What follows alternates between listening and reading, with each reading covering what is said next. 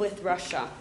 I am wondering how we should approach this moving forward, and if there are, or if you are concerned, or we should be concerned about them taking advantage of this cooperation in light of Russian intelligence. So, which country? Norway, fishing cooperation. Sorry, I know Norway. No, as first of all, Also, I'm not speaking on behalf of Norway. What I can say is that I expect all allies to fully implement the sanctions we have agreed within the EU framework, and also individual allies have imposed. Then, beyond that, I think I leave it to Norway to comment on how they implement the sanctions. Yeah, and I agree with the Secretary General. Thank you. Tom David with BBC. Thank you very much to both of you. If I can start with Mr. Secretary General. We heard the Secretary of State talk about hybrid attacks against NATO frontline countries, an issue he's talked about before, particularly in Prague, and a view that NATO would respond collectively as is appropriate. What does that response look like? Perhaps you can elaborate on whether there is a response already, or is this something that you think should take place in the future? Do you retaliate or try and create deterrence? And I'm just interested in how that happens, and is there evidence that such action can create deterrence? And Mr. Secretary of State, Amos Hochstein has been in the region over the last few days in the Middle East. Can you report any progress on de-escalating tensions between Israel and Hezbollah?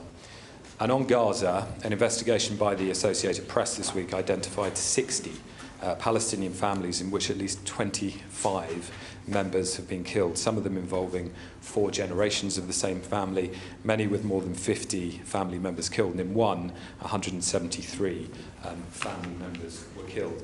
And I'm interested to understand that for Palestinians who hear what you say about a continuing conflict for just cause, but to them this feels like a war that seeks to destroy Palestinian society, what do you say to those people? How do you reconcile those views and those positions? Thank you. On the Russian hybrid actions against NATO allies in Europe, let me say that what we have seen over the last weeks and months is a surge in hostile actions by Russia against NATO allies, and that includes sabotage, arson attempts, cyber attacks, and also trying to use migration as a tool to coerce NATO allies. And we need to react to this in a calm and measured way, but at the same time to take it very seriously. And that's also why NATO allies have agreed response options that allies can take both individually and collectively. On the NATO level, this is about increasing awareness, sharing intelligence, making allies aware of that this is not individual, not linked incidents, but it's actually a pattern of Russian behavior over some time. And I welcome also the US sharing a lot of intelligence on these actions with other NATO allies. Then it is about protecting our critical infrastructure, including undersea and cyber infrastructure, and we have taken several steps to increase the protection of critical infrastructure. And then, of course, many of these actions are met by individual actions in the individual member states. So there have been several arrests across the alliance in the United Kingdom, in Poland, in Germany, in the Baltic countries. We have seen those behind these sabotage actions being arrested, and there are legal processes going on. So there is a mix of collective action by NATO and individual allies taking the necessary legal steps to protect us against this Russian behavior. On Lebanon, so as I mentioned earlier, one of our objectives from day one, since October 7th, has been to prevent this conflict from spreading, including in the north. And as you mentioned, Ms. Hochstein is in Lebanon, in the region. working on this. We've all collectively been working on this for many months and intensely, again, in recent weeks. No one wants escalation. No one wants to see the conflict spread.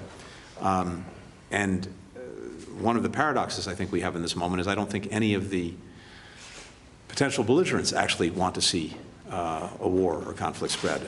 I don't believe Israel does. I don't believe Hezbollah does. Lebanon certainly doesn't because it would suffer the most. I don't believe that Iran does. And yet you have momentum potentially in that direction because with the back and forth that goes on every day, there is always the possibility of miscalculation of one side not fully seeing what the other is doing. And it's very important to do everything we can to arrest that and to find a diplomatic resolution to the challenge that exists for Israel, as well as for Lebanon. In Israel, there are something like 60 or 70,000 Israelis who've been forced from their homes. They've basically depopulated a big part of northern Israel because of the threat from Hezbollah, because of Hezbollah launching rockets into Israel and making life impossible. There are many Lebanese in southern Lebanon who are also not able to live in their homes and live in their towns. So we're working diplomatically to find a resolution to this so that people on both sides of the line have the confidence to be able to live in their homes and go back to where they live. Now, here again, so much of this comes back to the ceasefire. The most immediate way to empower our diplomacy and to be able to reach an agreement that allows people to return to their homes and live in security would be through a ceasefire in Gaza, because Hezbollah has tied the actions that it's committing against Israel to Gaza. So if we get that ceasefire, I think that will make it more likely that we can find a diplomatic resolution to the crisis in the north. With regard to Palestinian families that you discussed, on a human level, the suffering of little children, men, women, is horrific, and we see it every single day. People who are caught in a crossfire of Hamas's making as a result of a war that Hamas started are suffering every single day. And for all of us, this is a profoundly human tragedy. I've met with Palestinian Americans who've lost multiple members of their own families in Gaza, who shared with me the pictures of a little niece, a little nephew, a brother, a sister, a parent, a grandparent, who's been killed in the months since October 7th. And it's profoundly motivating in the wake of this suffering to want to do everything we possibly can to bring this to an end. The fastest way to do that, and this has been the case now for weeks, for months, is through the ceasefire that we've been working to achieve. And the biggest obstacle to achieving that ceasefire, again, remains Hamas and remains the decisions of perhaps one man who is, we believe, hundreds of feet underground in relative safety, while the people he purports to represent are suffering every single day. So we have to, all of us, put the interests of these many, many innocent families and people first and foremost. And that means that Israel has to do more, continue to do much more, to protect civilians, to make sure that they get the assistance they need. But it first and foremost means that Hamas has to make a decision. Is it actually looking out for the interests of Palestinian people? Is it looking out for its own interests at the expense of the interests of Palestinians who are suffering every single minute in Gaza? Fastest way to bring this to a conclusion tomorrow is through this ceasefire. That's what we're looking to achieve. Can I just follow up just on the point about crossfire, because many of these deaths were in airstrikes, and by definition, there is no Palestinian air defense. So is not ceasefire. And yet I don't use that description before, so I just wanted to clarify. Yeah, look, on that, again, we've been on this as well from day one in trying to press Israel to do everything it can to avoid civilian casualties, to put a greater premium on civilian protection. And yes, we see that we see this too. It's without justifying any particular airstrike, and certainly we've ourselves reported as a government, as the State Department, on numerous incidents where civilians have been killed or grievously injured, including through airstrikes. But as we've also said, this terrain is extraordinarily difficult, maybe uniquely difficult, because again, you have Hamas that not only is hiding deep underground in tunnels while the people it purports to represent are not, it's also hiding in apartment buildings, hospitals, schools, using those as places to plot, to plan, to protect itself. But that means also that it's endangering thousands, tens of thousands of children, women, and men. It launched this war on November 7th. It conducts it in a way by retreating to places where it's hiding behind civilians that further endanger civilians. And it has not made the decisions necessary to stop it, which it could do right now. The final question goes to Anders Figard with NRT. Thank you, Ma'am. Mr. Secretary, how do you do? How can Ukraine trust your words of support when the recent bilateral agreement can be cancelled with a 6 months notice? And how confident are you that you will not need to ask Mr. Stoltenberg to extend his term as Secretary-General? And I didn't quite hear your answer to my colleague's question here on Israel. Is Prime Minister Netanyahu's characterization, is it true, what he said about that you, what you assured him last week? Mr. Secretary-General, China can't have it both ways. What kind of consequences should China, should be on China? And you want to secure the long-term help to Ukraine. You have been talking about a fund, if I understand it correctly. The alliance has been lukewarm to an aid fund. What's your next step there? And if you soon get to read some more statistical books, what can you say about your possible successor? Thank you. Thank you. With regard to the bilateral security agreements, first, it's important to note that the United States signed our agreement last week. President Biden and President Zelensky signed it together, but we are not alone. Dozens of countries have either concluded or will conclude bilateral security agreements with Ukraine, each of which basically says the same thing, that we're committed individually, as well as through the work that will be formalized at the NATO summit, to supporting Ukraine in building a deterrent force for the future that can ward off aggression and, as necessary, deal with it. And each of these agreements is projected over a decade to, again, send a very strong message that each of us is in this for the long haul. And that is the determination and commitment of the United States. I think the fact that ultimately the supplemental funding bill passed with overwhelming bipartisan support, both houses of Congress, again, is indicative of the depth and strength of that support in the United States. And polling continues to show strong support in the United States for helping Ukraine, making sure that it can stand on its own feet effectively, because that's what this is about. Any international agreement, one kind or another, always has a mechanism in it for one of the parties to, pull out of that agreement. That's a standard operating fare in any of these agreements.